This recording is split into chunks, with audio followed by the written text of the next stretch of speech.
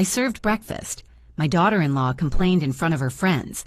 That old woman only knows how to make bad food. I do not know how I stand her. All of them laughed. I smiled, collected the cups in silence, and went to my room. 2 hours later, a truck pulled up in front of the house and... She swallowed hard in that very instant. I know it sounds impossible. I know what you are thinking. How did a 68-year-old woman arrive at that moment? But let me tell you exactly what happened that Tuesday morning, because every detail counts.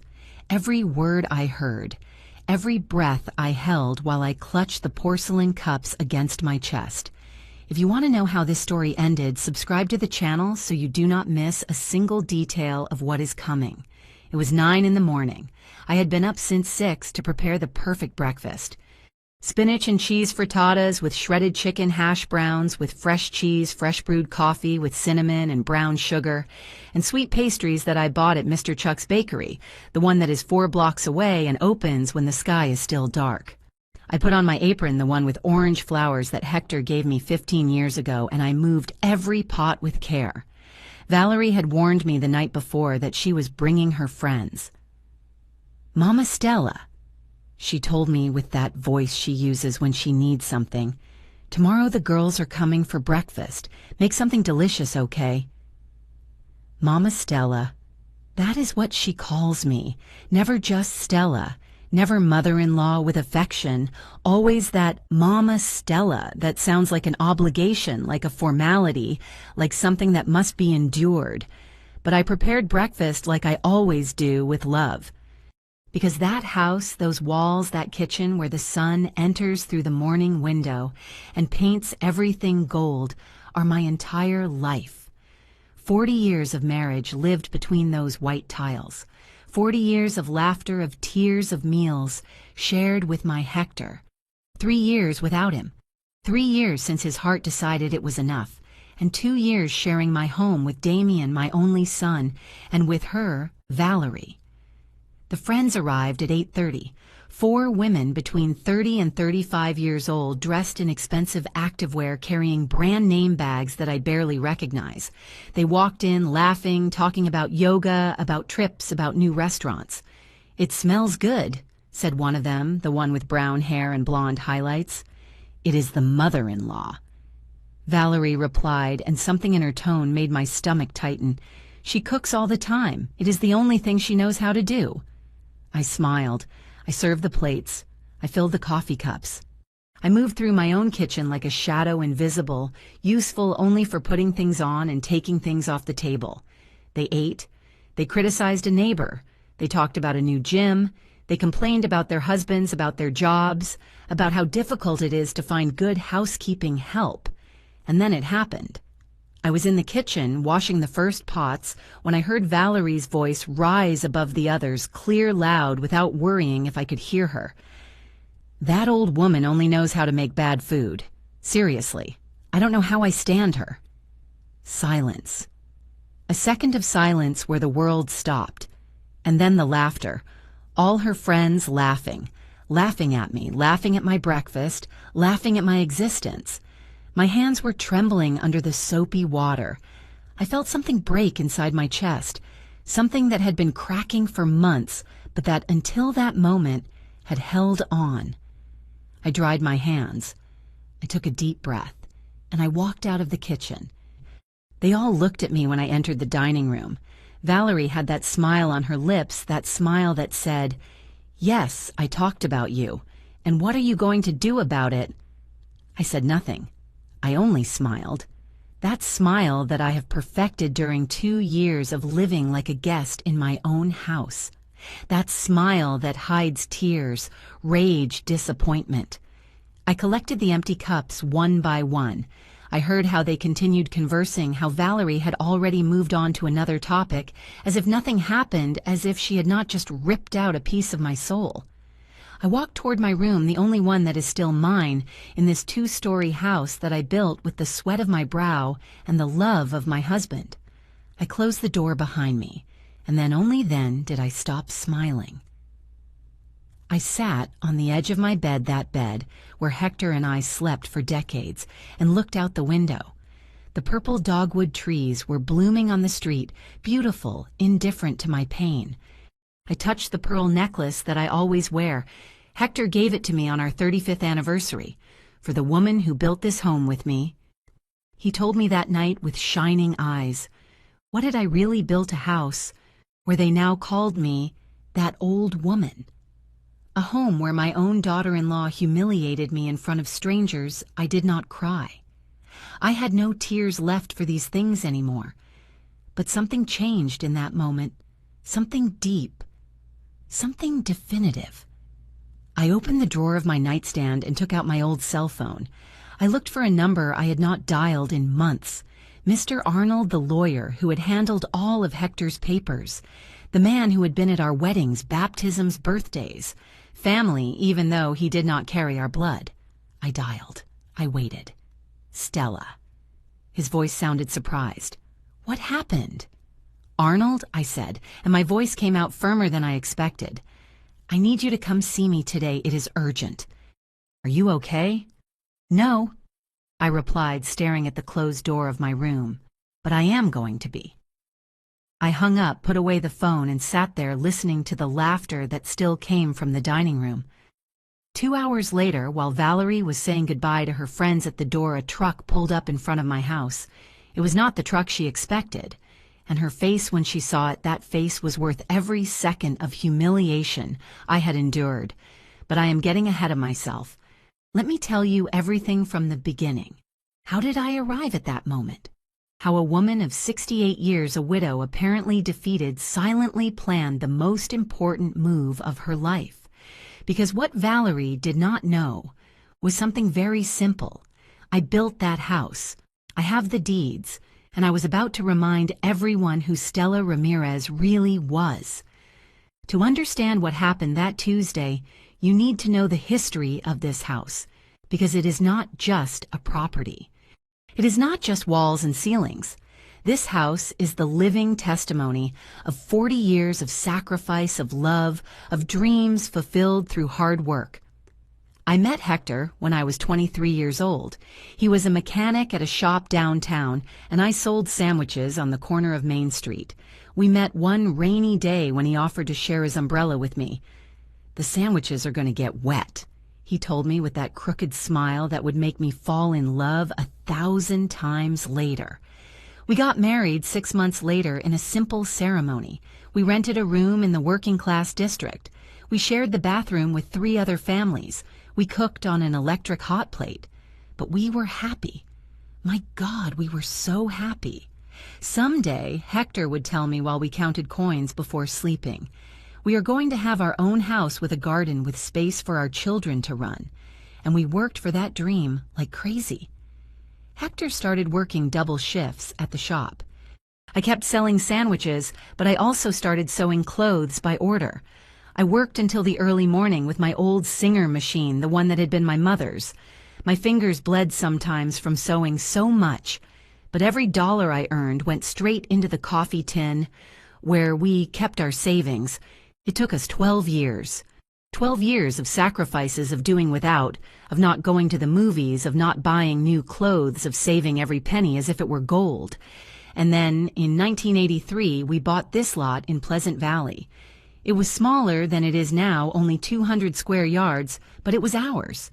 The day we signed the deeds, Hector carried me in his arms, even though I protested. "You are crazy, the neighbors are going to see us," I told him. He just laughed. "Let them see us. I want the whole world to know that this woman and I are going to build something big here." We built the house ourselves.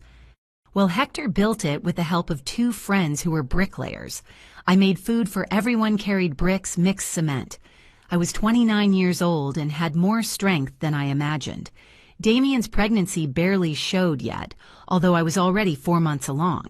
The house started as a single floor, 2 bedrooms, 1 bathroom, kitchen, and living room block walls painted white, polished concrete floors, aluminum windows.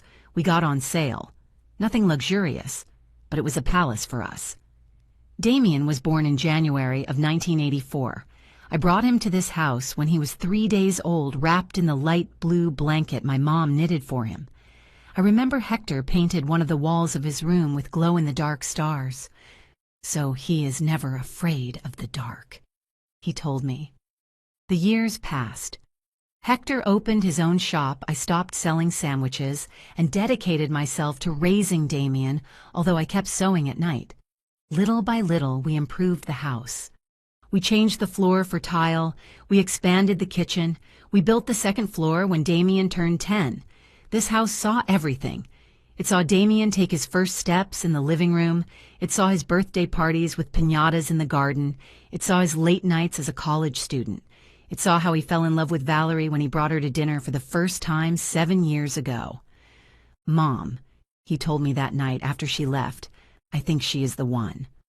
I smiled and hugged him. If you love her son, it makes me happy. But something in Valerie's eyes that first night unsettled me. The way she looked at the house like she was appraising it, like she was calculating its value. But I kept my doubts. A mother should not interfere. Or that is what I thought then. Hector died 3 years ago. A massive heart attack while he was working at the shop. He did not even have time to say goodbye. A mechanic who had worked with him came to give me the news. Mrs. Stella missed her. Hector, he is gone.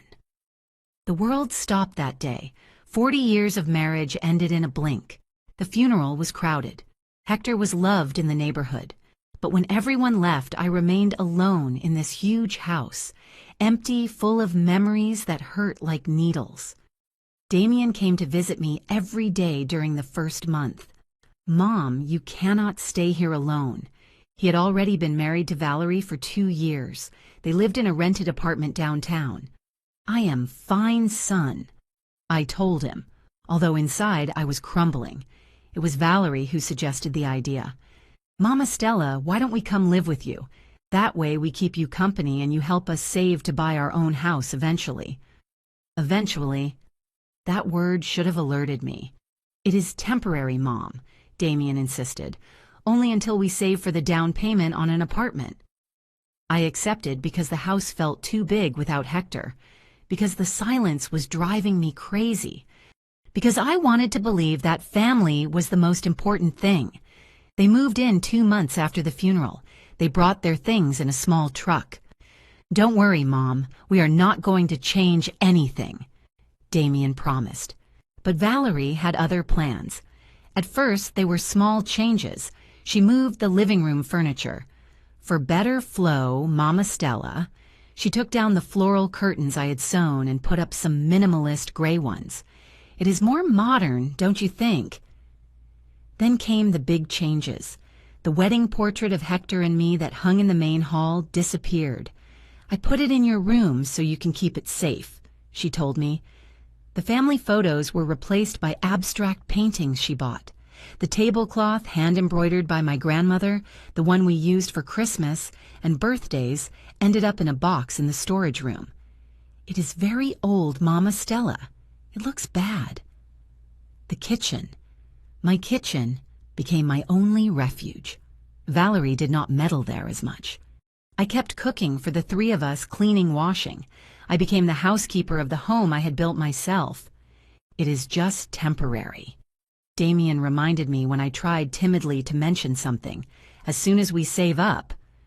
But a year passed, 2 years, and they were still there, and I was still useful only to serve, cook, clean. Until that Tuesday morning when I heard those words. That old woman only knows how to make bad food. And something inside me, something that had been asleep since Hector's death, finally woke up. This house was now worth more than $800,000. I know because a real estate agent knocked on my door 6 months ago offering to buy it. The area had increased in value. We were an oasis in the middle of urban development. $800,000, 40 years of sweat, my inheritance, my assets, my dignity turned into walls and windows, and I was about to defend it. What I have not told you yet is how the temporary became permanent, how little by little I lost spaces in my own house until I felt like an intruder paying rent with domestic work. The first 6 months were tolerable. Valerie worked at a marketing firm. She left early and returned late. Damien continued with his job at a systems company. I had my routines. I cleaned in the mornings, watched my soap operas in the afternoon, watered the plants in the garden that Hector had planted. But after the first year, something changed. Valerie quit her job. "I am exhausted, Mama Stella. I need a break to find myself."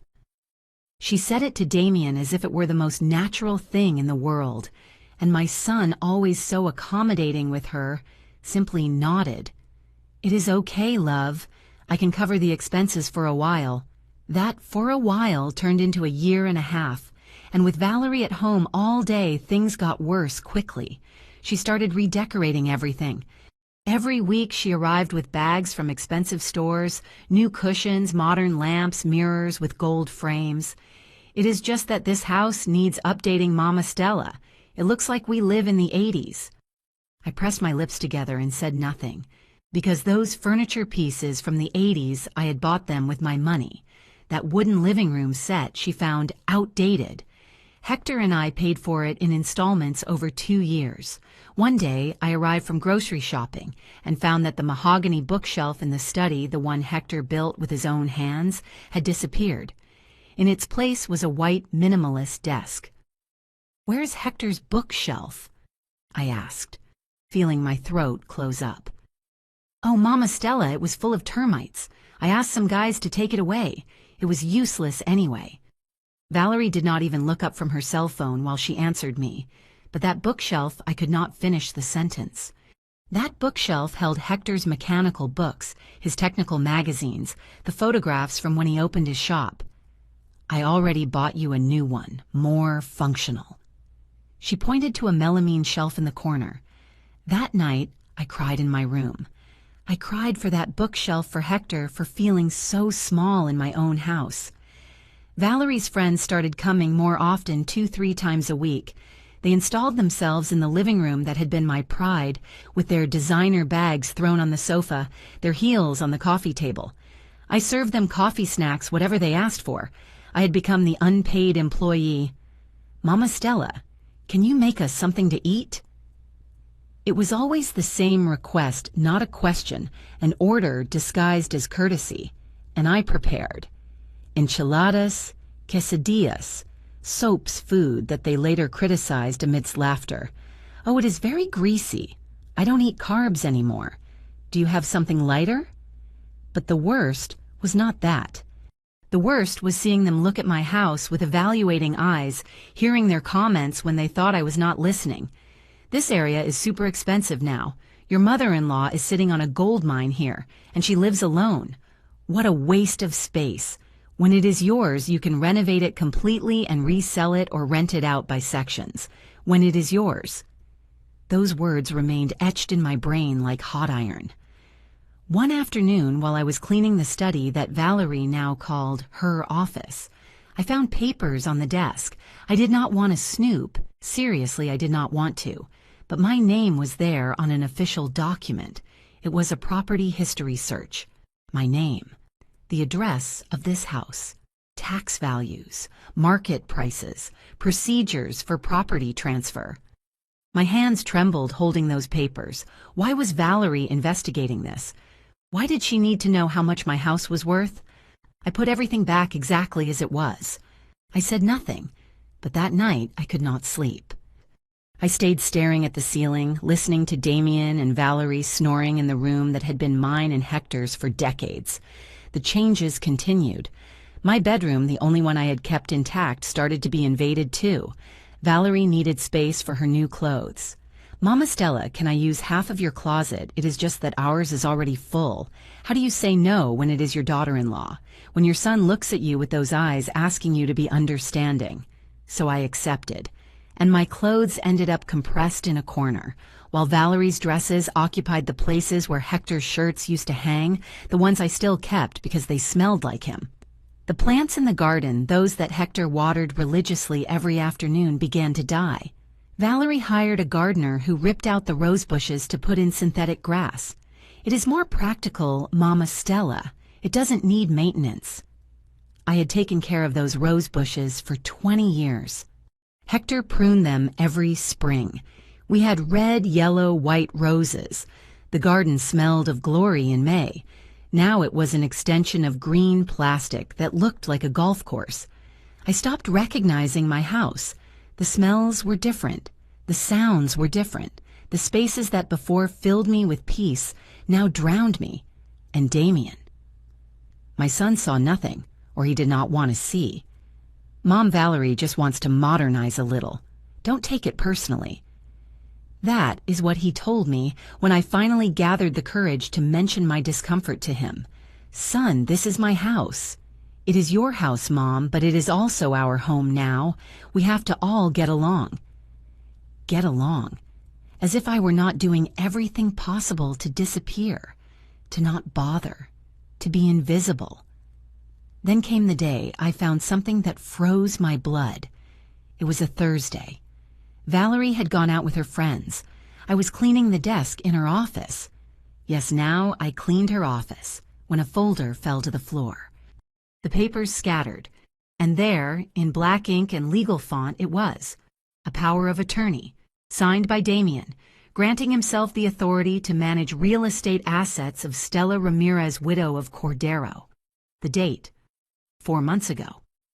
My son had signed a document giving himself power over my properties.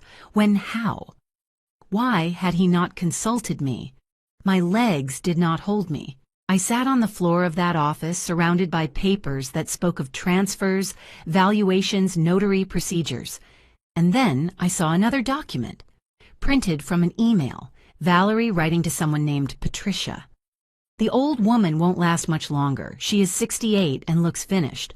When she is gone, this house will be all ours. I already got Damien to sign the power of attorney. Now it is just a matter of waiting for the right moment for her to sign the transfer. He does everything I ask. I read that message 5 times, 10 times, until the words became blurry from tears. It was not paranoia. It was not my imagination. They were really planning to take my house. They were really waiting for me to die. Or worse yet, for me to sign papers I would not even understand. I put everything back exactly as it was. I took photos with my old cell phone, those wrinkled hands trembling so much that the first ones came out blurry, but I insisted until they were clear. I walked out of that office feeling as if I had been hollowed out from the inside, as if every organ had been removed and only a shell remained. That night, I prepared dinner as always. I served the table as always. I smiled as always. But inside, something had changed definitively. I was no longer the complacent mother-in-law. I was no longer the naive mother. I was a woman who had just discovered a betrayal so deep it cut to the bone. And betrayals, I learned that night, have a particular way of waking up those we thought were asleep. After finding those documents, something broke inside me that had no fix. It was not a dramatic break. I did not scream. I did not confront anyone. It was something quieter and more devastating. I stopped recognizing myself in the mirror. I passed the following days in a kind of autopilot. I got up, cooked, cleaned, smiled, but it was as if I were watching myself from the outside, as if I were an actress playing the role of Stella, the helpful mother-in-law, while the real Stella bled out inside. The nights were worse. I stayed awake staring at the shadows on the ceiling touching the pearl necklace Hector gave me on our 35th anniversary. For the woman who built this home with me, he had told me that night with moist eyes, so that you never forget that everything we have is because of you, because of us. And now that home was being snatched away from me piece by piece, day after day. I started observing everything with new eyes. Things I ignored before now shouted their meaning at me. The looks Valerie shot at Damien when I spoke. Those looks that said, "Leave her be, you know how she is." The way she touched the walls, the furniture, as if they were already hers, as if she were measuring what would stay and what would end up in the trash when I was no longer there. One Tuesday afternoon, 2 weeks after the breakfast incident, I decided to check deeper. I am not proud to say it, but I needed to know. I needed to confirm that I was not going crazy, that my suspicions had grounds. Valerie had gone to the beauty salon. Damien was at work. The house was silent except for the tick-tock of the wall clock, the one Hector repaired 3 times because I did not want to get rid of it. I entered the office with my heart beating against my ribs. My hands shook as I opened the desk drawers. Folders, receipts, invoices for things I had not authorized or seen. An invoice from a jewelry store, $4,000, a white gold bracelet. Another from a spa, $1,500. Complete facial rejuvenation package. Receipts from expensive restaurants, trips to Cancun that I did not know they had taken. All charged to a credit card that I discovered on another paper was linked to an account where Damien deposited money monthly for household expenses. But those were not household expenses. They were Valerie's whims. I kept searching, and then I found something that left me breathless. A quote from a nursing home. Golden Spring Residence for Seniors. Private room $3,000 a month. Complete package with medical care $4,000 and a handwritten note in Valerie's handwriting. Option 1. Tell her it is for her health. Option 2. Wait for her to get more frail and present it as a medical necessity. My legs failed me. I let myself fall into the desk chair, the one that had replaced Hector's bookshelf, and the tears began to roll uncontrollably. They did not just want my house, they wanted to get me out of it. Lock me in a place where they could forget about me while they enjoyed the assets Hector and I built for 40 years. How long had they been planning this? Since when was my son, my own son, part of this conspiracy? I took more photos, every document, every receipt, every paper that proved what they were doing. My fingers were no longer trembling. The sadness was transforming into something different, something colder, more calculating. I found more things, bank statements showing large withdrawals, $2,000 here, $3,000 there, money that supposedly was for house repairs but never materialized in any visible improvement. And then at the bottom of the last drawer, wrapped in a plastic bag, I found something that broke my heart into pieces. Hector's gold pocket watch, the one his father had given him when he turned 21, the one he cared for like a treasure, and that I had searched for desperately after his death. I took it out with trembling hands. It was dusty, abandoned, as if it were worth nothing, but next to it was a paper, a receipt from a pawn shop. They had pawned it for $2,000, and they had never told me. I pressed the watch against my chest and finally allowed myself to cry. I cried for Hector, for this watch that was his family history, for the house we built together, for the son I no longer recognized, for the woman I had become. Invisible used disposable. I cried until I had no tears left, and when my eyes dried, something else emerged in their place. Fury. Not the explosive fury that screams and throws things, the cold fury that thinks, that plans, that waits for the exact moment to act. I dried my face. I took the watch and put it in my apron pocket. I ordered the entire desk exactly as it was. I closed the drawers. I turned off the light. And when Valerie returned that afternoon with freshly styled hair and nails painted red, I was in the kitchen preparing dinner, smiling, helpful, apparently defeated. "Smells good, Mama Stella," she said while checking her cell phone without even looking at me. "They are your favorites," I replied with a sweet voice. "Swiss enchiladas." She felt distracted and went to her room. I kept cooking, but inside my head the pieces of a plan began to fit together. Because if I had learned anything in 68 years of life, it was this. Patience is a weapon. Silence is a strategy. And underestimation is the biggest mistake anyone can make. They had underestimated me. They had treated me like a stupid old woman who understood nothing, who would sign whatever they put in front of her, who would go meekly to a nursing home when they suggested it for her own good. That night, after everyone fell asleep, I took out my cell phone. I dialed Mr. Arnold's number again. "Stella, what happened? You left me worried the other day." "Arnold?" I said in a low voice, sitting on my bed with Hector's watch in my hands. "I need to know exactly what rights I have over this property. and I need to know what validity a power of attorney has that my son signed without my consent." There was silence on the other end. Then his voice sounded more serious. "Tell me everything, from the beginning." And I told him everything. The documents, the plans, the nursing home, the pawned watch, the invoices, the humiliations, every detail, while my voice remained steady, even though my heart ached. "Stella," he finally said, "that house is solely in your name. Hector was very clear in his will, and that power of attorney, if it was obtained under deceit or without explaining the full scope to you, can be challenged. What can I do? What do you want to do?" I looked around my room, the only one that still retained some of my essence. The furniture Hector and I bought. The photos Valerie had not been able to remove yet. The familiar smell of my perfume mixed with memories. "I want to get my house back," I said.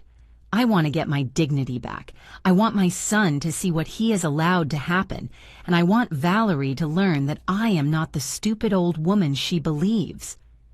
Mr. Arnold remained silent for a moment. Then he said, "Then we need to act with intelligence. Do you have evidence of everything you told me? Photos, documents, receipts, everything." "Good.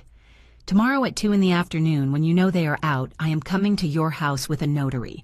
We are going to review everything, and we are going to prepare a solid legal plan." I hung up feeling different lighter. Like after months of carrying the world on my shoulders, finally someone else shared the weight. That night I slept for the first time in weeks, and I dreamed of Hector.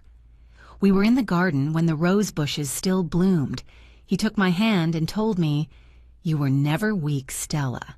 You were just waiting for the right moment." I woke up with the sunrise, and I knew that moment had arrived. Mr. Arnold arrived exactly at 2 in the afternoon the next day. I saw him from my bedroom window. A 72-year-old man, gray-haired with his worn leather briefcase that I had known for 30 years. He came accompanied by a young woman with glasses and a gray tailored suit. The notary. Valerie had gone out to eat with her friends. Damien was at work until 7. I had planned every detail of this meeting like I had never planned anything in my life. I opened the door for them before they rang the bell. "Stella." Mr. Arnold hugged me with that paternal affection he had always given me. "Are you okay?" "Now I am," I replied, and it was true.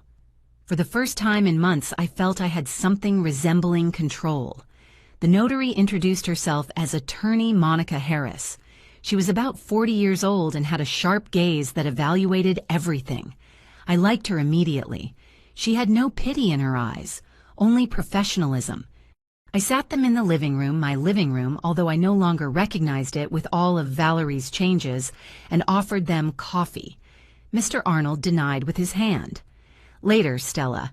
First, let's talk."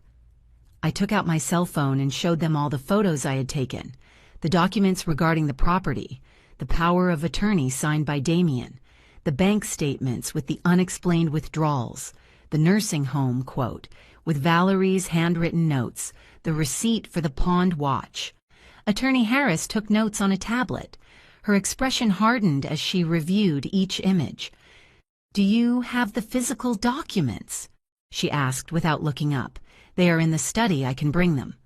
"Do it, please." I went for the papers, my heart beating strongly.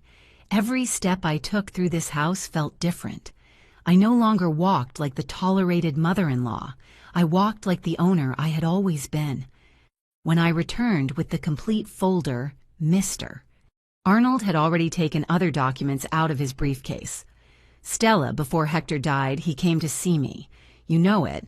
I handled all his legal affairs for decades."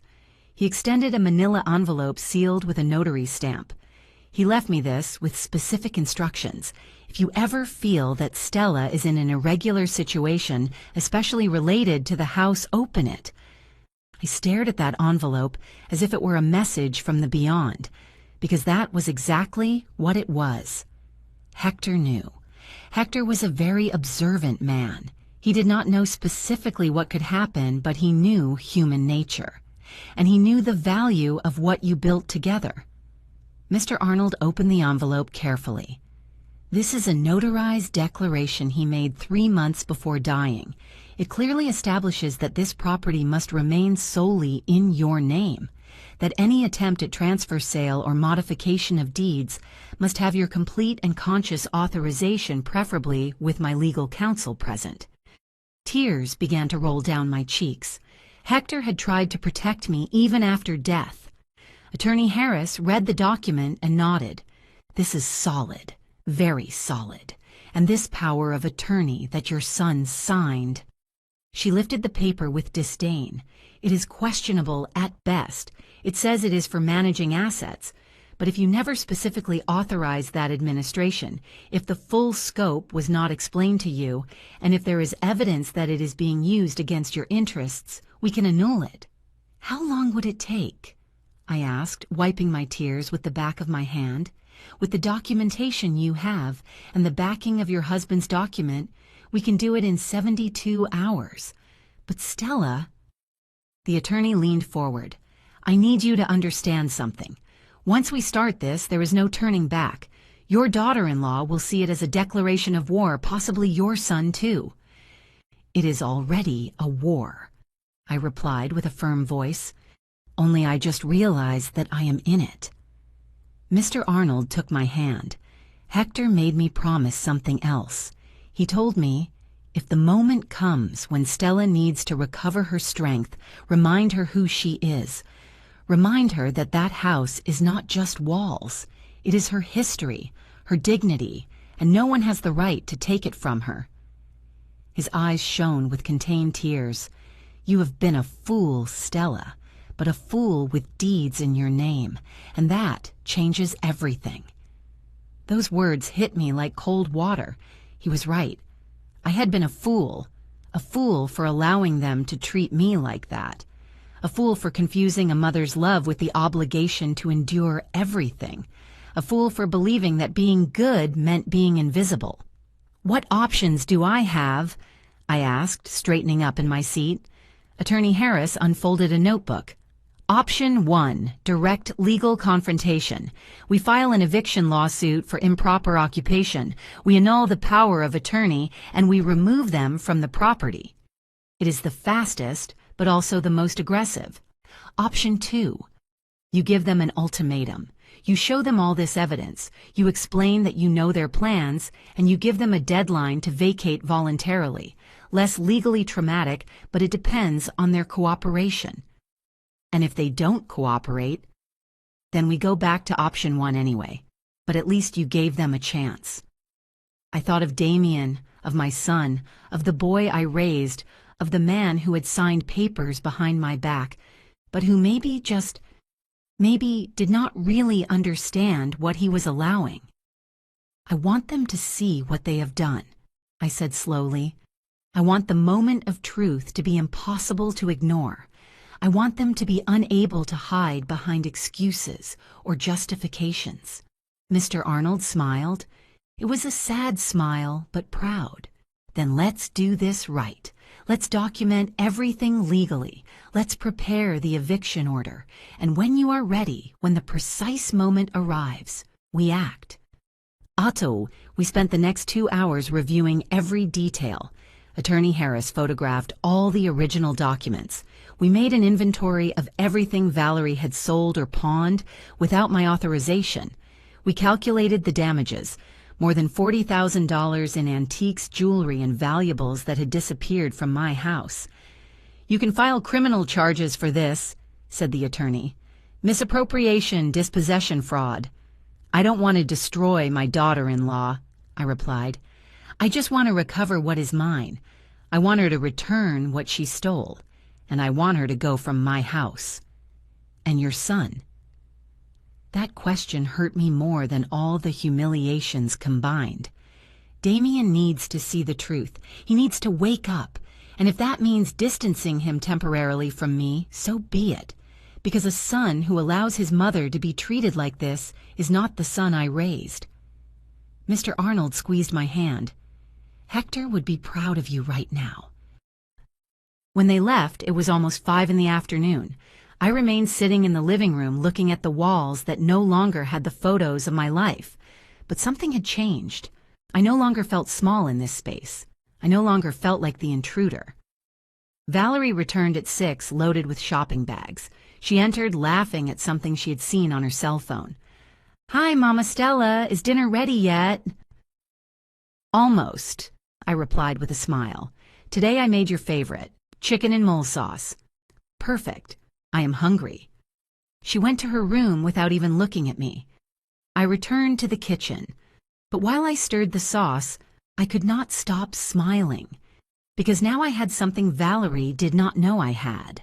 I had a plan, I had legal backing, I had evidence, and I had, for the first time in years, the absolute certainty that I was not alone in this. That night, while I served dinner, while Valerie and Damien ate and talked without paying attention to me, I observed them with different eyes. I observed them like someone who knows a secret, like someone who has cards up their sleeve, like someone who is about to change the game completely. "Mom, the sauce is delicious," said Damien with his mouth full. "Thank you, son," I replied softly. "I made it with much love, like everything I do in this house." Valerie did not even lift her eyes from her phone, but it did not matter, because very soon she was going to have to look at me. She was going to have to really see me, and that day, that upcoming day that I was carefully preparing, was going to be unforgettable. I went to sleep that night with Hector's watch on my nightstand. I had cleaned it with care, removing the dust of oblivion. It shone now under the lamplight. "Almost there, love," I whispered, touching the glass of the watch. "Almost there to recover what is ours." And for the first time in 3 years, I felt that Hector heard me, that he approved, that he was there guiding me toward the moment when I would finally stand up and say, "Enough." The following days, I became someone I never thought I would be, a detective in my own house, but not a clumsy and obvious detective. No, I became careful, meticulous, invisible in a completely new way. Now my invisibility was my weapon. I began to document everything, every movement, every expense, every visitor. I had a small notebook hidden in my apron pocket where I wrote down schedules, conversations, details that before I would have ignored. Mr. Arnold had told me, "The more evidence we have, the more solid the case will be. We cannot leave room for doubt." So I left none. I discovered that Valerie had been selling things online for months. I found the profile she used on a sales app. I found it by accident when she left her laptop open one day, and I went to clean the living room. There it was. Everything. Photos of my German porcelain dishware that I had inherited from my mother. Antique, excellent condition. $1,400. Sold 3 months ago. A lady from the rich part of town who collects European porcelain bought it.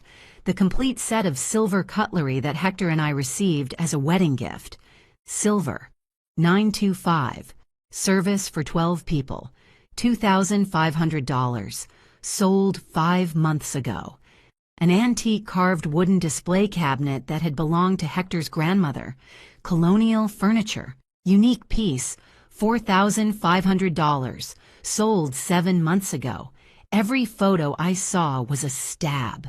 Every price was a betrayal. But I kept calm. I took screenshots of everything, every post, every conversation with buyers, every bank transfer. My hands trembled, but I did not stop until I had everything documented. I saved everything in a folder in my email. Mr. Arnold had taught me how to do it. Create a new account that only you know. Save everything there. It is your backup. I followed the old posts. I found more things.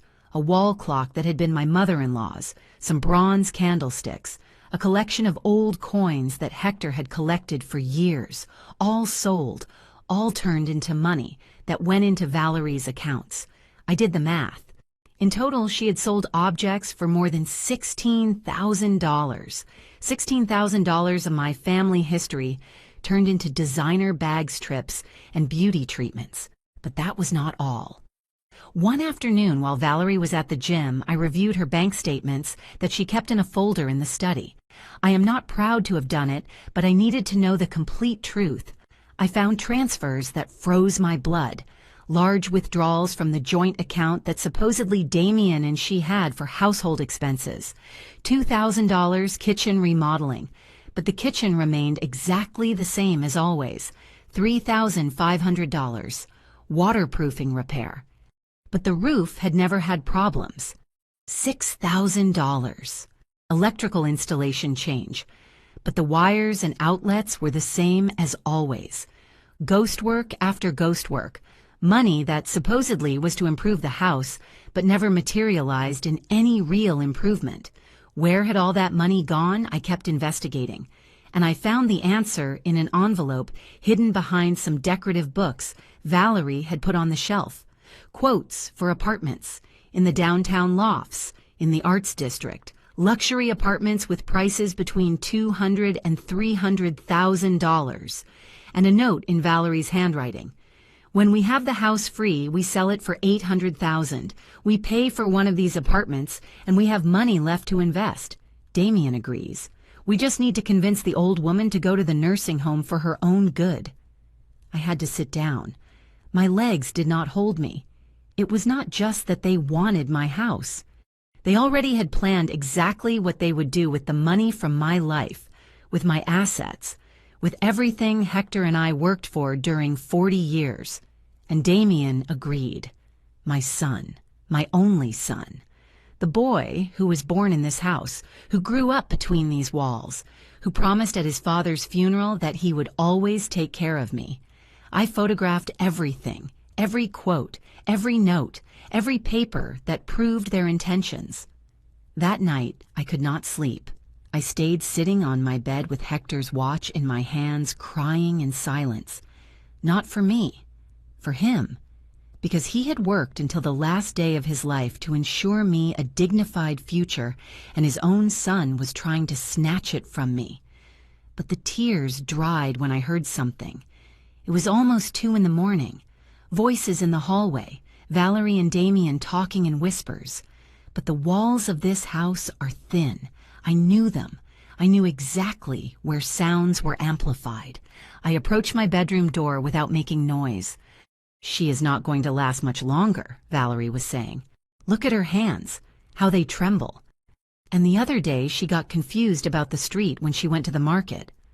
Mom is fine, Valerie. She is just getting old. Exactly. She is getting old, and this house is too big for her. What happens if she falls?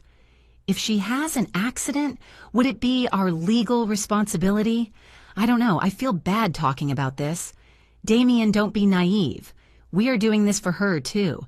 In the nursing home, she would be better cared for, and we could start our own life without having to be worrying all the time. And if she says no, then we use the power of attorney. You are the one who manages her assets now. You can make decisions for her well-being. Mr. Jack confirmed it to me. Mr. Jack. I did not even know who that was. Probably some corrupt lawyer who had given them advice on how to legally dispossess me. It still seems wrong to me. Damien's voice sounded weak, doubtful. Your mom had her life. She built her house. She raised her son.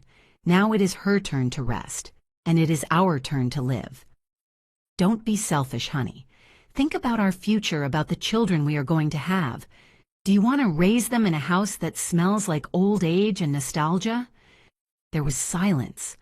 I waited, holding my breath, begging for my son to say something, to defend me, to set a limit.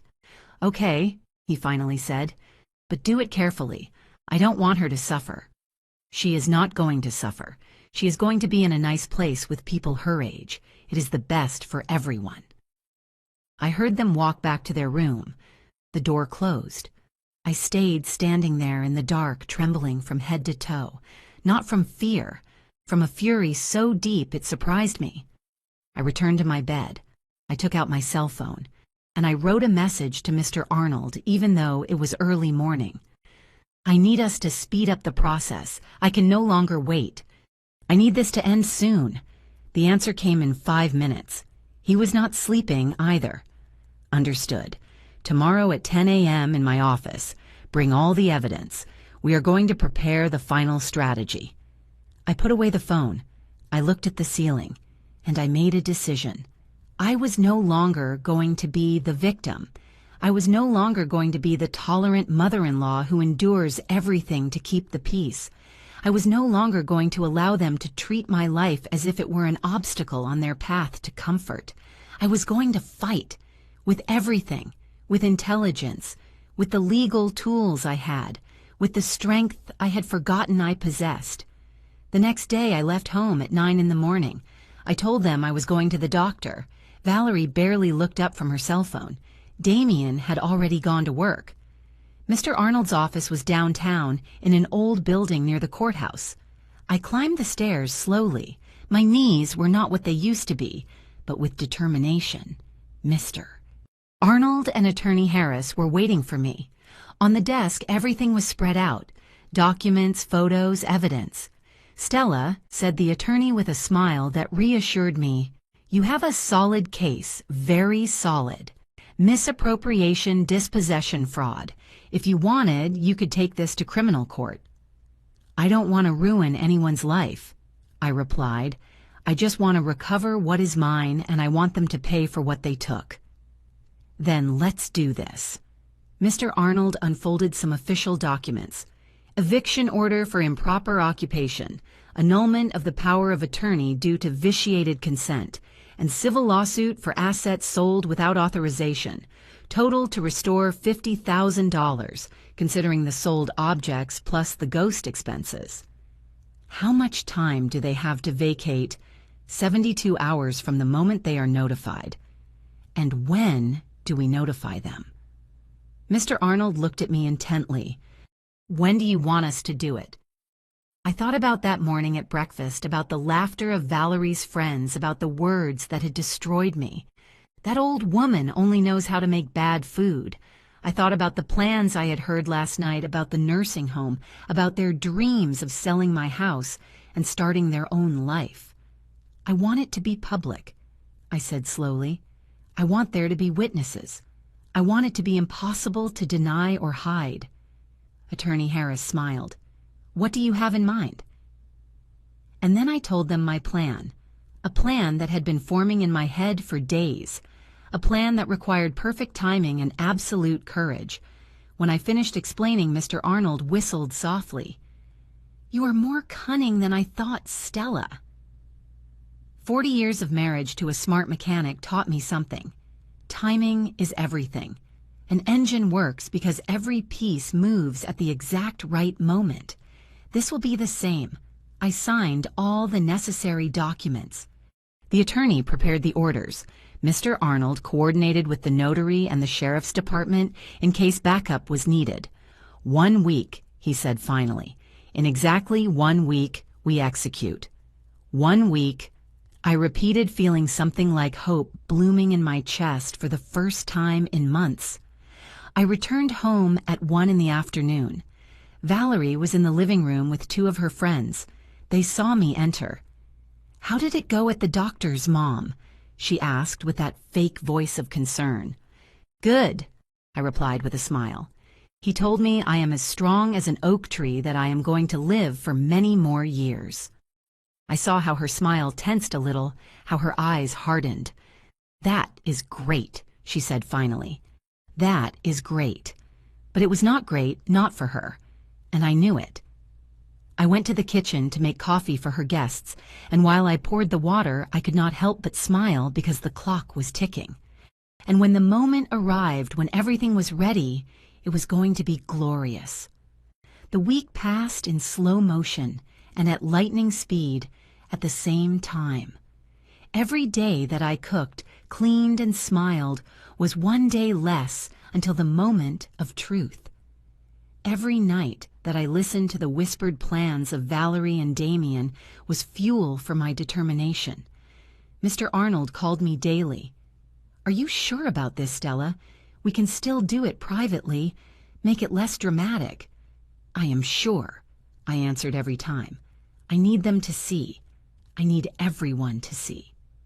On Wednesday afternoon, 5 days after our meeting, I said to Valerie with the sweetest voice I could muster, Valerie, on Saturday, I would like to prepare a special brunch for you and your friends. As an apology for being a burden sometimes. She looked up from her phone surprised. Then that smile of hers appeared, the one she used when she thought she had won something. Really, Mom, it is not necessary. I insist I want to do it. You always tell me my food is not good, so I want to try to improve to prepare something special. Can you invite the same friends from the other day? I saw the calculation in her eyes, the opportunity to humiliate me again in front of her social circle, to reaffirm her position as the lady of the house, while I was barely the obsolete mother-in-law. Okay, she said finally. I will invite them. At what time? At 9 in the morning, and please tell them to come. It is important to me. Sure. How thoughtful of you. Her tone was condescending, like someone talking to a child who tries to do something cute but pathetic. That night, I called Mr. Arnold. Saturday 9 in the morning. Everything is ready. Everything is ready, he confirmed. The notary will be there at 11. The eviction order is signed. The officers will be on standby, and the moving truck will arrive at 11:15. Perfect. Stella, how do you feel? I stayed silent for a moment, touching Hector's pearl necklace. I feel alive, Arnold. For the first time in 3 years, I feel completely alive. On Friday, I bought everything for the breakfast. I spent $200 of my own pension. I did not ask Damien for money. I wanted every ingredient to be mine. I bought the freshest herbs from the market, the best chicken artisanal cheese pastries, from the local bakery, organic coffee, and premium chocolate. I was going to cook like never before because this was not going to be just a breakfast. It was going to be a statement. On Saturday, I got up at 5 in the morning. I took a long bath. I put on my best clothes, a burgundy cotton dress with embroidered flowers that Hector had bought me years ago for an anniversary. I applied my makeup with care. I put on the pearl necklace and the matching earrings. I looked at myself in the mirror. And for the first time in months, I recognized the woman looking back at me.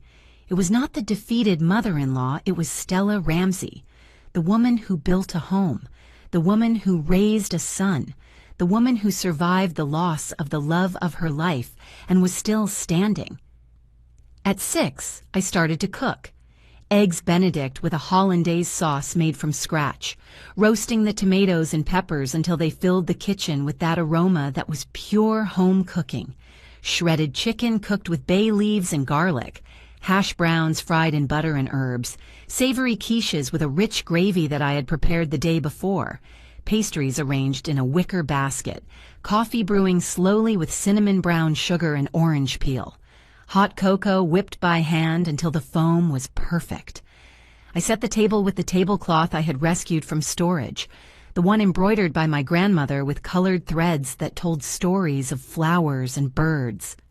I took out the good china, what was left of it, the pieces Valerie had not sold yet. I put fresh flowers in the center, red and white carnations. The table looked beautiful, dignified like the Sunday breakfasts when Hector was alive, and this house was a real home. Valerie came down at 8:30. She stood at the entrance of the dining room looking at everything with genuine surprise. Wow, Mom, you really outdid yourself. I wanted to do something special. I replied with a calm smile. For you, for your friends. It looks good. She could not say more. Admitting it was beautiful would be admitting that I had value, and she was not ready for that. The friends started arriving at 9 o'clock, sharp the same 4 from the previous breakfast. Andrea, the one with the blonde highlights, Sophie, the one with the straight black hair, Carmen, the youngest, and Lucy, who always wore designer glasses. It smells incredible, Andrea said upon entering. I received them with a smile. I seated them.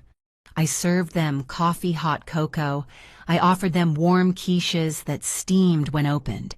They began to eat, and despite their prejudices, despite everything they had to admit it. This is delicious, said Sophie, tasting the eggs and hash browns.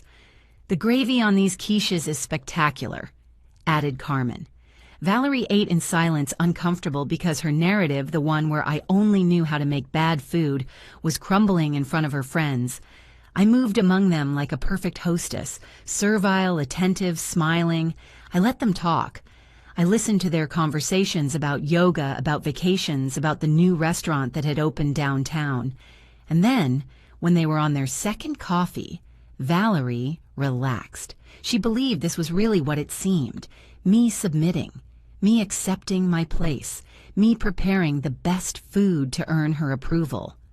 "Well," said Valerie, leaning back in her chair, "maybe my mother-in-law does know how to cook when she makes an effort." The friends laughed uncomfortably, although she continued, emboldened by the laughter. "It is a lot of work having her here. Right girls' mothers-in-law are complicated." "Oh, yes," said Andrea. "Mine is a lost cause."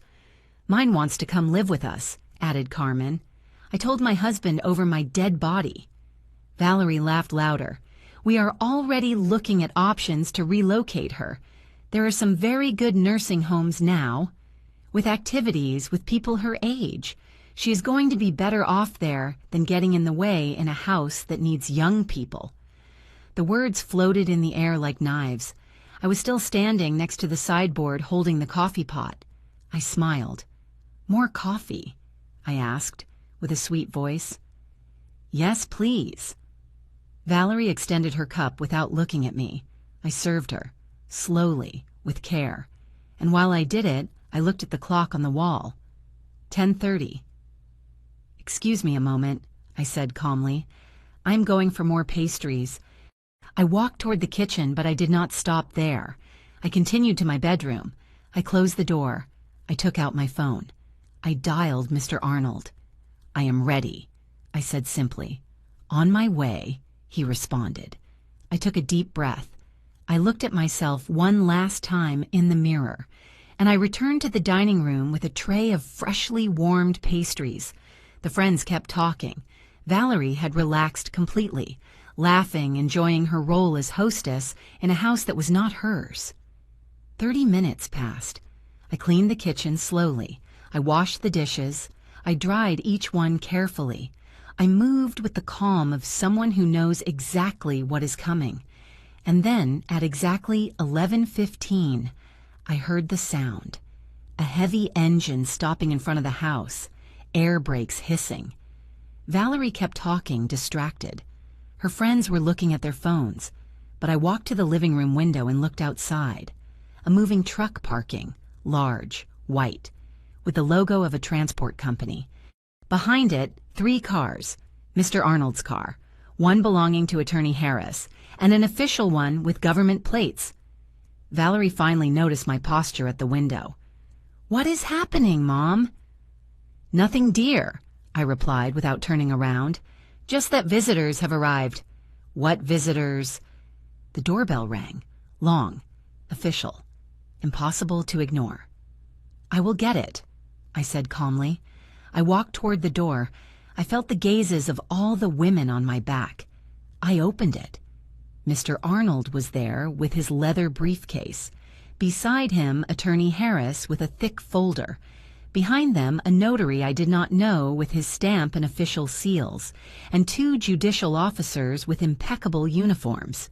"Good morning, Stella," said Mr. Arnold with a smile. "Good morning, Arnold. Come in, please." Everyone entered, their shoes echoing against the tiled floor. The silence in the dining room was absolute. Valerie had stood up. Her face had lost all color. Her friends looked at her confused. What is happening?" stuttered Valerie. Attorney Harris spoke with a clear and professional voice. "Valerie Mendez. I am Attorney Monica Harris, legal representative of Mrs. Stella Ramsey, widow of Cordero. I bring an eviction order for unauthorized occupation of this property, as well as a civil lawsuit for misappropriation of assets totaling $50,000. The silence that followed was deafening. Valerie looked at me. For the first time, she really looked at me. And in her eyes, I saw something that filled me with a dark but necessary satisfaction. Fear. "Mom, what is this?" I walked toward the center of the room. All eyes were on me. and when I spoke, my voice came out firm, clear, without a shred of trembling. This Valerie is the day I take back my house. The time stopped, or at least it felt that way in that moment where all gazes converged on me on Mr. Arnold on the official documents that Attorney Harris was holding as if they were divine sentences. Valerie opened her mouth, but no sound came out. Her friends had remained frozen with their coffee cups halfway to their lips like statues of salt in the middle of my dining room. "I do not understand," Valerie finally managed to say, her voice cracking. "Mom, what is this? What is happening?" Mr. Arnold took a step forward, opening his briefcase with precise, rehearsed movements. "Let me explain, Mrs. Mendez. During the last 2 years, you have occupied this property, which belongs exclusively to Mrs. Stella Ramsey. In that time, you have sold assets from the family estate. Without authorization, you have modified the property without consent, and you have obtained financial benefits through deceit." "That is not true." Valerie's voice went up an octave. "This is my husband's house. I live here. We are family. This house," I intervened, and my voice sounded stronger than I expected, "is deeded solely in my name as it has been since 1983. Your husband, my son, has never been the owner of this property." Attorney Harris spread documents on the dining room table right next to the plates with remains of eggs and quiche. "Deeds in the name of Stella Ramsey. Last will and testament of Hector Cordero, where it clearly states that the property must remain solely in his wife's name. Notarized declaration from Mr. Cordero 3 months before his death, establishing specific protections against improper transfers." Valerie looked at the papers as if they were written in an alien language. "But Damien signed he has power of attorney. A power of attorney obtained through deceit." The attorney took out more documents. Mr. Damien Cordero signed a document that was supposedly to help with property tax paperwork. The full scope was not explained to him. It was not done before a notary with his mother present, and it has been used for purposes that were never authorized. Therefore, it is void. This is ridiculous. Valerie tried to regain her composure, but her voice was trembling. "You cannot just come in like this and throw me out of my house. I have rights." "The rights you have," said Mr. Arnold with a calm that contrasted with Valerie's growing hysteria, "are those of any occupant who must vacate a property when the legitimate owner requests it. You have 72 hours to abandon the premises with your personal belongings." 72 hours? Valerie practically screamed. "You cannot do this. I am calling my lawyer." "Please do so," replied Attorney Harris. "Any competent lawyer will tell you exactly the same thing we are telling you. This is not your property. It never was. And the legitimate owner is exercising her right." Valerie's friends had started gathering their purses, uncomfortable, wanting to escape this scene that had gone from being a pleasant brunch to a legal drama in a matter of minutes. "I think we should go," murmured Andrea. "Yes, Valerie, we will call you later," added Sophie, already walking toward the door. "No." Valerie grabbed them by the arm. "You are witnesses. You are seeing this. This woman is throwing us out on the street, me and her own son." Carmen broke free from the grip with delicacy but firmness. "Valerie, this is a legal matter. Between family, we should not be here. But did you hear she prepared this breakfast to humiliate me? All of this was a trap." Lucy, the last one to head to the door, stopped and looked directly at me. "With all due respect, Valerie, what I heard during breakfast was you talking about putting your mother-in-law in a nursing home, in her own house. I think she has the right to defend herself." And they left. The 4 of them. Leaving Valerie alone in the middle of the living room, surrounded by lawyers, officers, and a mother-in-law who was no longer the invisible woman she thought she knew. "In addition to the eviction order," continued Attorney Harris as if there had been no interruption, "we have complete documentation of all the assets you sold without authorization." She spread out more papers, Photographs, screenshots of online listings, German porcelain china, $1,500, sterling silver cutlery, .925, purity $3,000, colonial cabinet, $5,000 gold pocket watch, $2,500 pawned and never recovered. And the list continued until it totaled $20,000 in sold objects. Valerie had turned white as a sheet. Additionally, added Mr. Arnold, we have bank statements that show withdrawals from the joint account with your husband for the concept of repairs and improvements that were never performed. Total $30,000. Total sum to restore. Attorney Harris closed the folder with a sharp thud. $50,000. You have 30 days to make the payment, or you will face criminal charges for misappropriation and fraud. Valerie let herself fall into a chair. Her hands were shaking. I do not have that money. Then, I said, speaking for the second time, I suggest you start selling those designer bags, those expensive shoes, that white gold bracelet that cost $5,000, everything you bought with my family's money. She looked at me with pure hatred. But behind the hatred was something else. Disbelief, shock. The realization that she had completely underestimated the old woman she thought she could manipulate. Why? She whispered. Why all this? Why now? I walked toward her, slowly, with each step feeling taller, stronger, more myself. Because 2 weeks ago I served breakfast, and you complained in front of your friends. You said that I only knew how to make bad food. You said you did not know how you tolerated me, and they all laughed. Valerie blinked, remembering. I smiled. I gathered the cups in silence. I went to my room, and in that moment something inside me said enough. It was just a comment. She tried to justify herself. No, I interrupted her.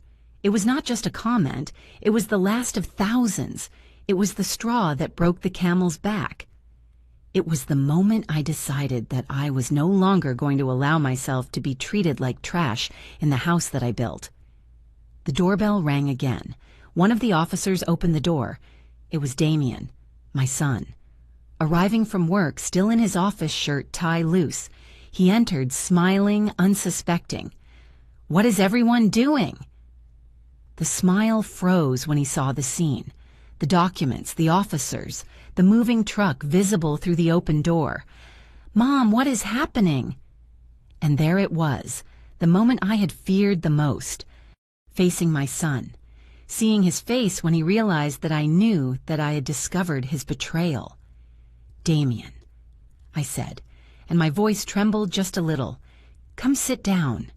There are things you need to see. He entered slowly, looking between Valerie, who was crying now in silence, and me, who looked at him with a mixture of love and disappointment so deep that it hurt physically. Mr. Cordero. Mr. Arnold extended his hand. I am Arnold Henderson, your family's lawyer for 30 years. Do you remember me? Yes, of course, Mr. Henderson. You handled the papers when my dad died. Exactly. And now I am here because your mother asked me for help. Sit down, please. Damien sat down, confused, scared. Attorney Harris showed him the same documents, the sales, the withdrawals, the quotes for nursing homes, the plans to sell the house.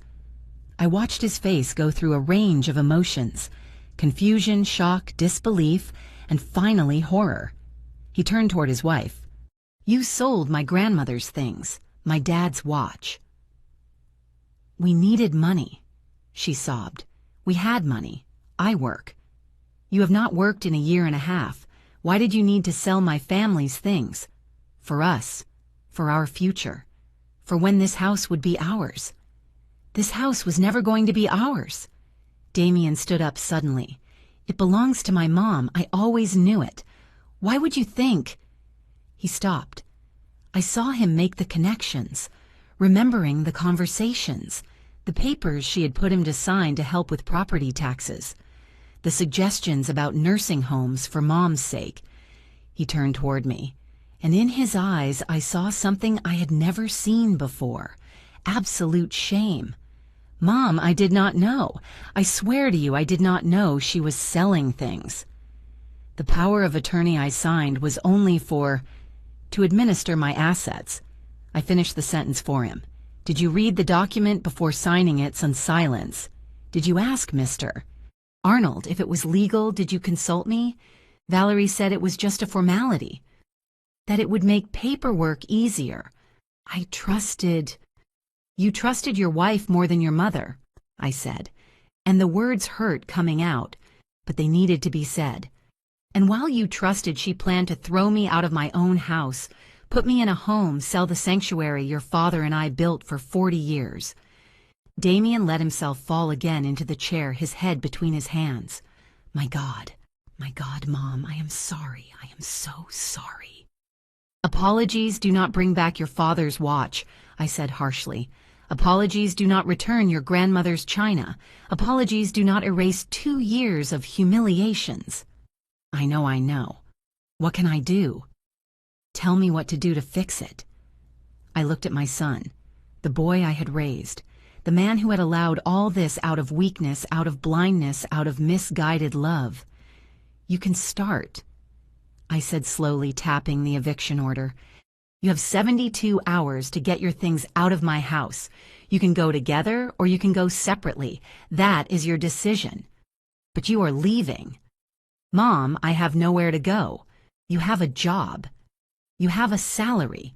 You can rent an apartment like millions of people in this city. What you cannot do is continue living here." "Not after this." Valerie stood up, staggering. "This is your fault." She pointed her finger at me, mascara running down her face from the tears. "You provoked it.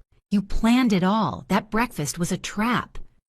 "Yes," I admitted without shame. "It was. Because I needed witnesses to how you treated me. I needed your own friends to hear your plans. I needed this moment to be impossible to deny or hide. You are a manipulator. I am a 68-year-old woman." I interrupted her with a voice of steel, who finally decided to defend herself. "Call it what you want. I call it justice." The judicial officers began to move. One of them spoke. "Mrs. Mendez, Mr. Cordero, you have 72 hours to vacate the property. You may take all your personal belongings. Any object belonging to Mrs. Ramsey must stay. The notary will do an inventory now to ensure you do not take anything else." The notary took out his camera and began photographing everything. The living room, the bedrooms, the furniture. Every object was recorded. Mr. Arnold put a hand on my shoulder. "Are you okay?" I nodded, although I was shaking from head to toe. Not from fear, from liberation, from adrenaline, from the overwhelming sensation of having recovered something fundamental. My voice. "I am okay," I said. "Better than okay." The workers from the truck began to enter, not to take things that would come later, but to mark and classify, to ensure that when Valerie and Damien left, they only took what really belonged to them. Valerie ran up the stairs, still crying. Damien remained seated, head in his hands, destroyed. And I stood in the middle of my living room, my house, my home. For the first time in 2 years, I felt I could breathe. The following hours were a whirlwind. The notary went through every room with his camera, documenting every piece of furniture, every object, every detail. Mr. Arnold and Attorney Harris reviewed papers in the dining room, verifying inventories against the lists I had prepared for weeks. Damien was still sitting in the same chair, immobile, as if the weight of reality had crushed him. From upstairs came sounds of drawers opening and closing violently. Valerie was packing with fury. I approached my son. I sat in front of him. I waited until he finally raised his head and looked at me with red eyes. "Mom!" His voice cracked. I do not even know what to say.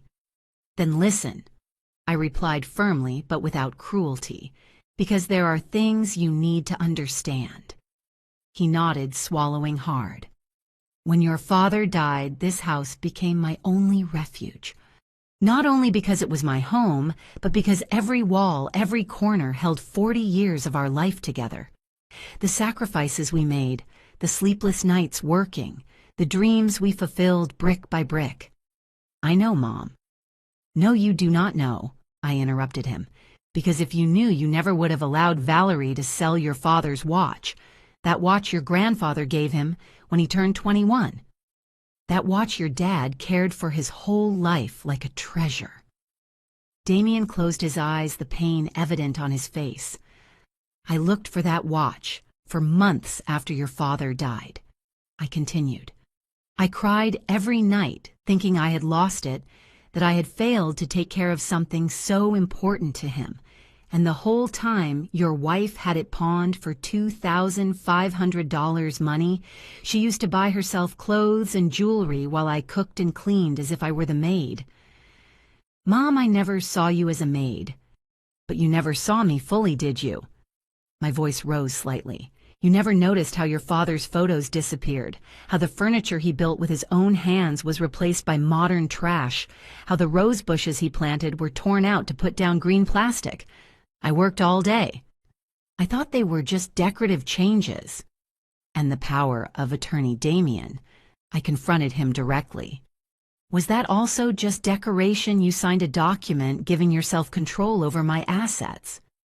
Did you read what you were signing? Silence was his answer. Your wife put that paper in front of you. I took out the document and put it on the table. And you signed without asking, without consulting Mr. Arnold, without even telling me. Why? Because I trusted her, he whispered. Because she is my wife and I thought she just wanted to help. And in me, son, did you not trust in me, in your own mother who raised you, who gave you everything, who never failed you? The tears began to roll down his cheeks. I am sorry, Mom, I was a fool, a blind and selfish fool.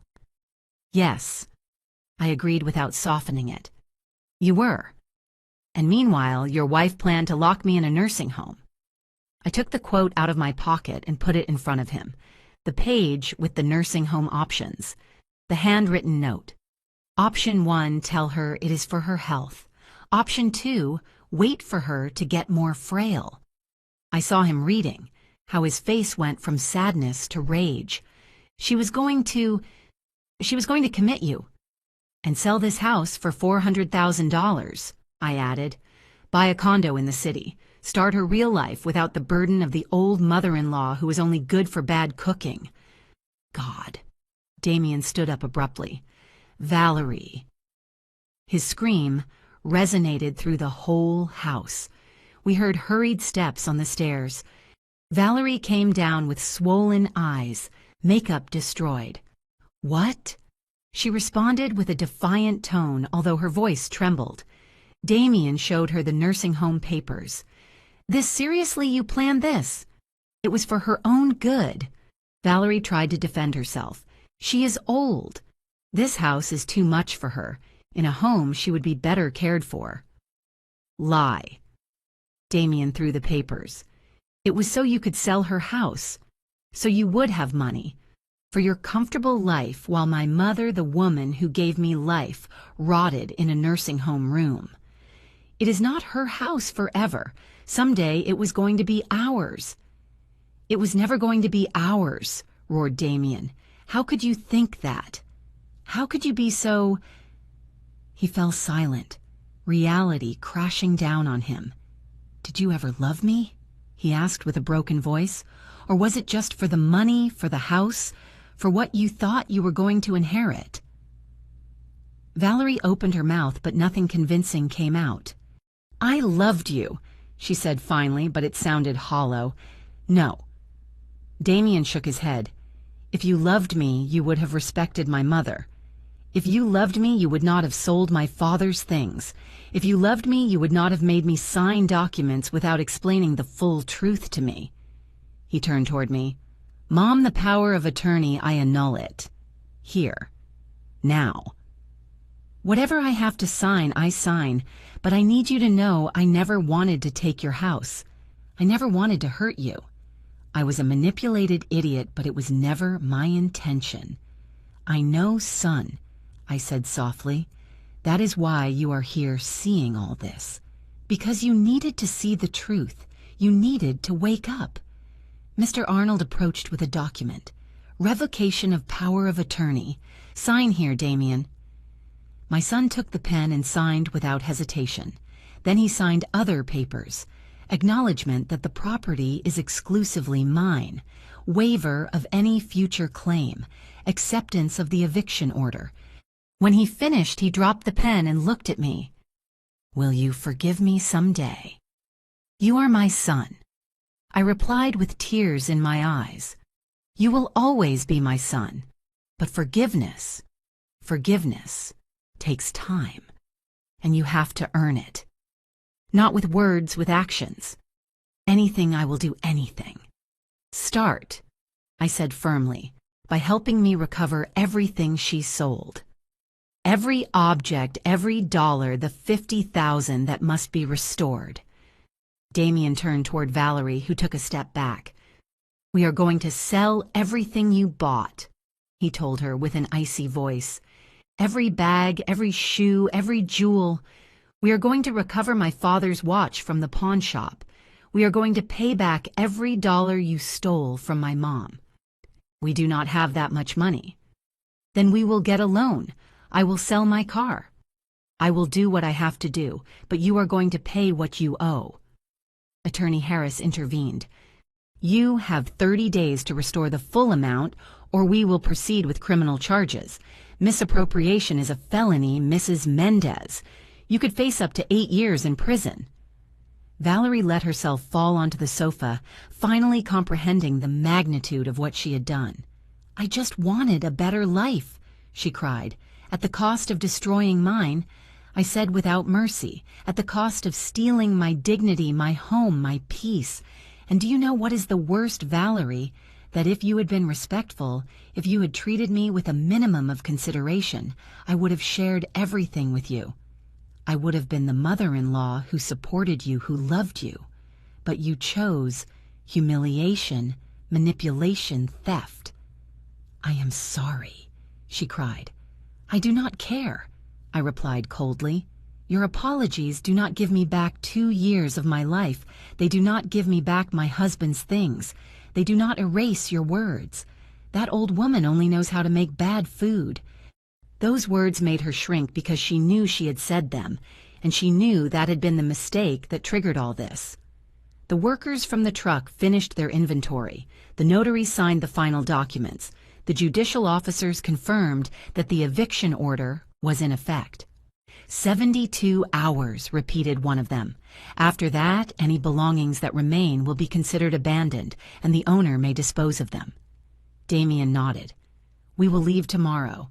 I do not need 72 hours. I will rent an apartment today. Together? I asked, looking between him and Valerie. There was a long pause. Damien looked at his wife with an expression I had never seen on him. Absolute disappointment. I do not know, Mom, he said finally. I need to think. I need to process all this. But for now, yes, we will leave together. Because legally, she is still my wife. But if our marriage survives this... He left the sentence unfinished. Valerie sobbed in silence, but she did not protest. She had no argument left, no manipulation, no power. Mr. Arnold and Attorney Harris began to gather their things. Stella. Mr. Arnold hugged me. You did well. Hector would be proud. Thank you, Arnold, for everything, for helping me recover my voice. When everyone left, the lawyers, the notary, the officers, the workers from the truck, I stayed alone in the living room with Damien and Valerie. You can stay this last night, I said with fatigue. Tomorrow I want you to go, and every Sunday, Damien, you can come to eat if you want, you alone. So we can talk, so we can rebuild what broke. And me? Asked Valerie with a small voice. I looked at her. This woman who had humiliated me, robbed me, conspired against me. This woman who had tried to take everything from me. You, I said slowly, are never welcome in my house again. When you have paid every dollar of the $50,000 you owe, when you have fulfilled your legal obligation, then only then will I consider if I can ever forgive you. But that will take years. Many years. She did not answer. She just lowered her head. I went up to my room. I took off the burgundy dress with embroidered flowers. I put on my comfortable pajamas. I sat on my bed with Hector's clock in my hands. "I did it, love," I whispered. "I recovered our house. I recovered my dignity. And for the first time in 3 years, I cried. But they were not tears of pain. They were tears of liberation, of victory, of having found the strength I did not know I still had." That night, I slept deeply, and I dreamed of Hector smiling at me, telling me everything would be okay. He was right. Everything was going to be okay. The following Sunday, exactly 1 week after the breakfast that changed everything, I woke up with the sun entering through my window. Not the timid ray of light that sneaked between foreign curtains, but the full sun, generous, bathing my room in my house. Damien and Valerie had left Saturday morning. I saw them load their suitcases into the rental car my son had obtained. Valerie did not look at me a single time. Damien hugged me at the door, long, tight, with that type of hug that tries to say everything words cannot. "I will call you tomorrow, Mom," he had said. "I expect you Sunday for lunch," I replied, alone. And that is how it was left. I got up slowly, enjoying the silence. It was not the tense silence of before, loaded with resentment and contained humiliation. It was a clean, peaceful silence, the silence of a home that had finally recovered its balance. I walked through the house, through my house. Every step was a silent reclamation. The living room, where there was no longer minimalist furniture that I did not like. The dining room, where my grandmother's tablecloth was back in its place. The kitchen, where I could cook without feeling watched, judged, despised. There was work to do, many things to restore.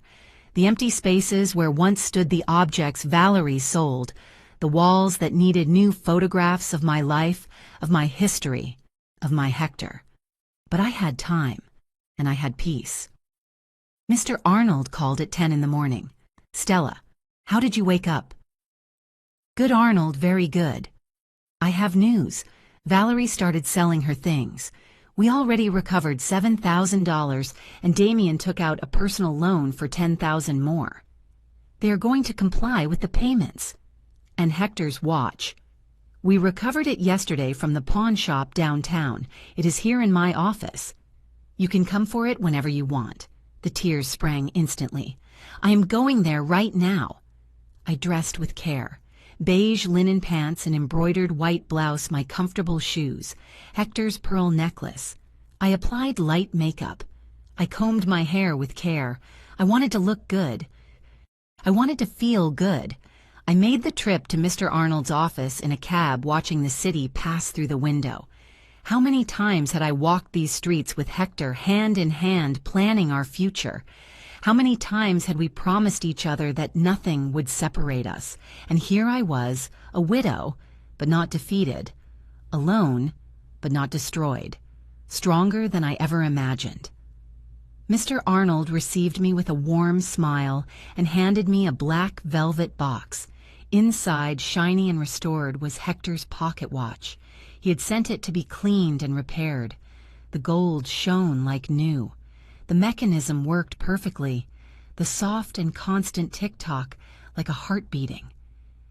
"Thank you," I whispered, pressing the watch against my chest. "Thank you for everything, Arnold. Hector made me promise I would take care of you if something happened, and I did. But Stella, the truth is, you took care of yourself. I only gave you the tools. You were the one who had the courage to use them." I returned home with the watch in my purse, touching it every few minutes to make sure it was real, that I had recovered it. On Sunday at 1 in the afternoon, Damien rang the doorbell. He was alone.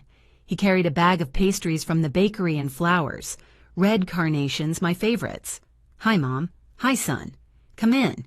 I had prepared mole poblano, his favorite dish since childhood, the one Hector cooked, and we made for him on all his birthdays. red rice beans from the pot, freshly made tortillas that I bought at the market that morning. We sat at the table, the same table where so many family meals had passed, but now we were just two mother and son trying to rebuild bridges that had been burned. "Mom," began Damien after the first bite, "I have been in therapy." I looked at him surprised. "I looked for a psychologist. I need to understand how I allowed all this to happen. How I was so blind, so weak." "You are not weak, Damien. You were manipulated." "Maybe. But I was also complicit, signing that power of attorney without reading. Never asking you how you felt, not noticing that Dad's things were disappearing. All that was my responsibility." We ate in silence for a moment. The mole tasted exactly how it should. Rich complex with that touch of chocolate Hector adored. "And Valerie?" I asked finally. Damien sighed deeply. "We are separated. Not divorced yet, but we live in different apartments. She is selling everything as we agreed.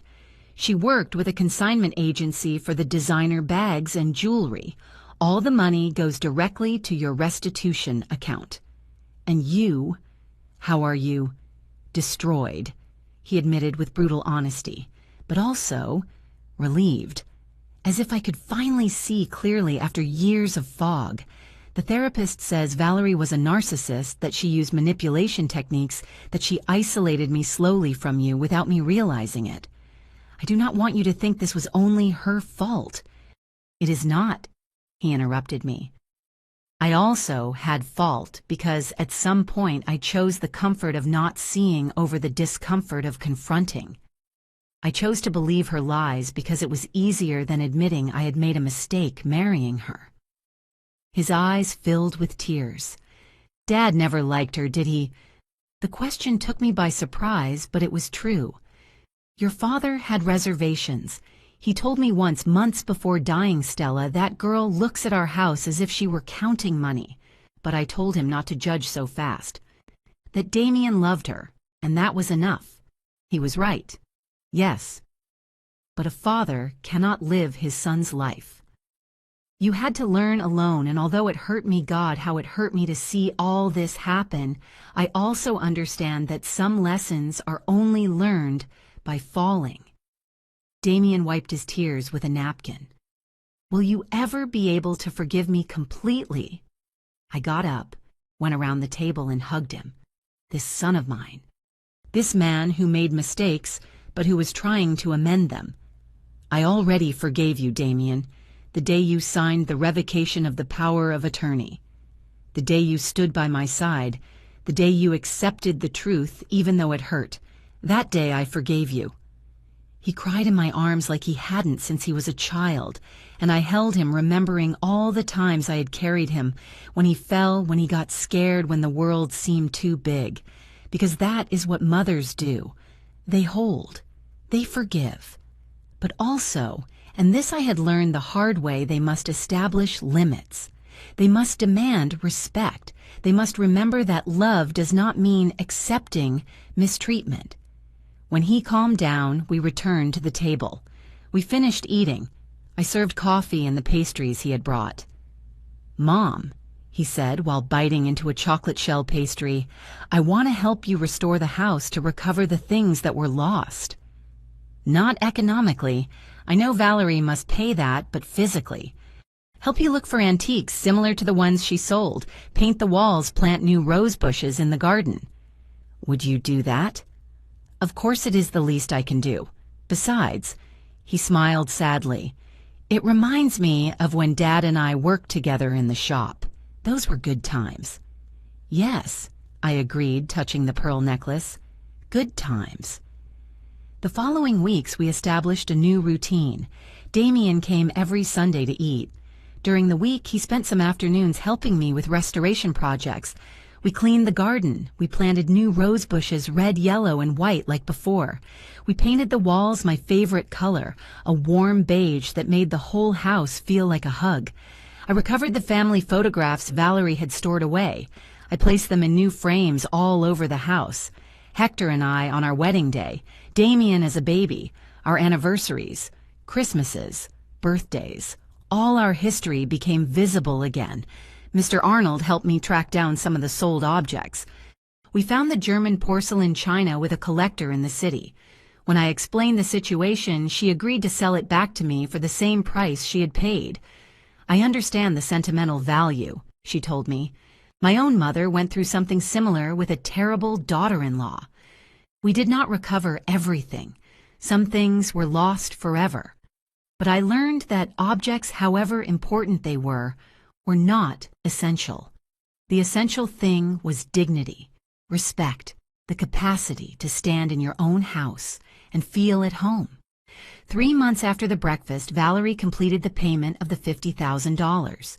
She sold everything of value she had. Damien confessed to me that she had returned to live with her mother in Kansas, defeated without the luxurious lifestyle she had built at my expense. "Do you feel pity for her?" he asked me. "No," I replied with honesty. "I feel pity for the woman she could have been if she had chosen to be a good person instead of being greedy. But the consequences of our actions follow us. She is living hers." Damien and Valerie divorced 6 months later. It was fast without drama. She asked for nothing because legally nothing corresponded to her. They never owned anything. Everything had always been mine. 1 year after the breakfast that changed everything, I made a decision. I opened my house, my beautiful restored house, to give traditional cooking classes.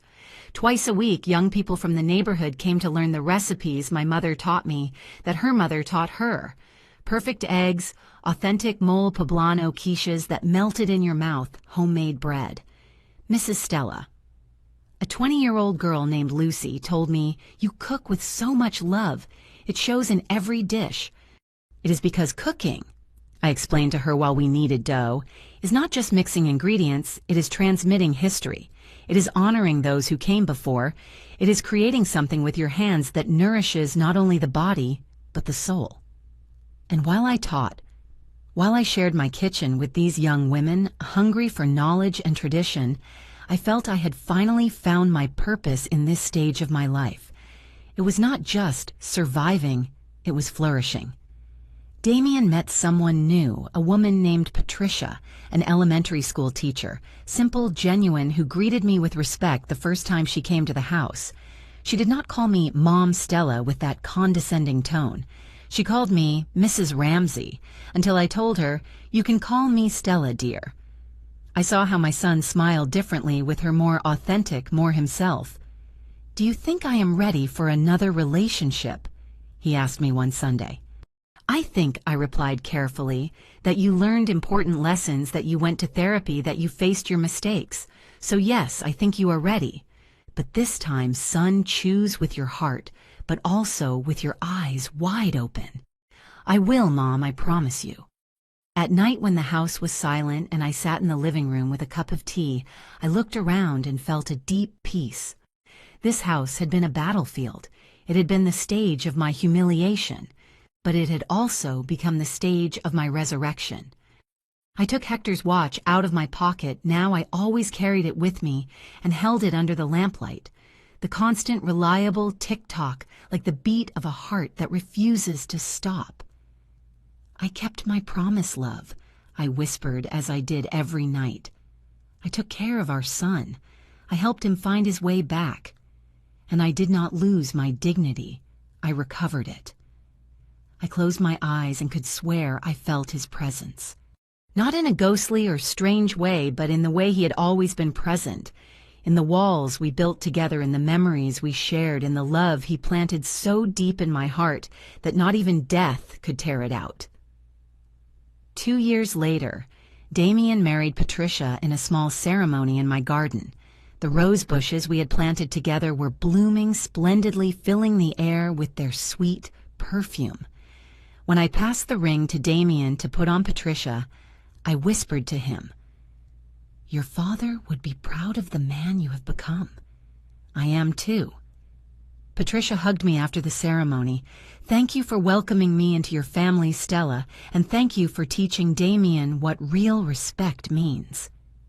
"It was a hard lesson for all of us," I replied, but the difficult lessons are the ones that transform us the most. Now, sitting here in my living room, 70 years old as of a month ago, I look back and see the complete path. I served that breakfast 2 years ago. I heard those words that destroyed me. That old woman only knows how to make bad food. I do not know how I tolerate her. I smiled. I gathered the cups. I went to my room, and 2 hours later, a truck stopped in front of my house and changed everything. Because that was the day I stopped being the silent victim and became the protagonist of my own story. I learned that respect is not begged for, it is demanded. I learned that love does not mean enduring humiliation. I learned that it is never too late to stand up and say enough.